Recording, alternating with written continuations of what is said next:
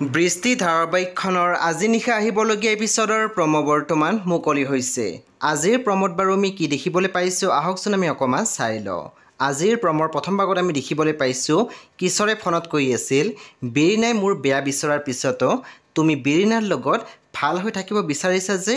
তাৰপিছত আমি প্ৰম'ত দেখিবলৈ পাইছোঁ মনদীপাই খঙতে নিতাক কৈ আছিলে, I am the investigating officer, যিটো সুধিছোঁ তাৰ উত্তৰ দিয়ক। তেতিয়া আমি দেখিবলৈ পাইছোঁ মনদীপাৰ কথাখিনি শুনি নিতাই খুবেই ভয় খাইছিলে। তাৰপিছত আমি প্ৰম'ত দেখিবলৈ পাইছোঁ চিমিয়ে কৈ আছিল, কথাবোৰ যদি বেৰিনাই গম পায় কি কৰোঁ, ৰাতি ঘৰ এৰি আঁতৰি যাওঁ নেকি?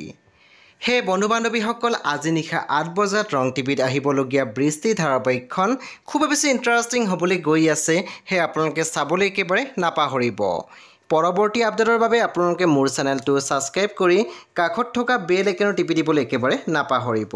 আৰু প্লিজ আপোনালোকে মোৰ ভিডিঅ'ত এটা লাইক কৰি দিব।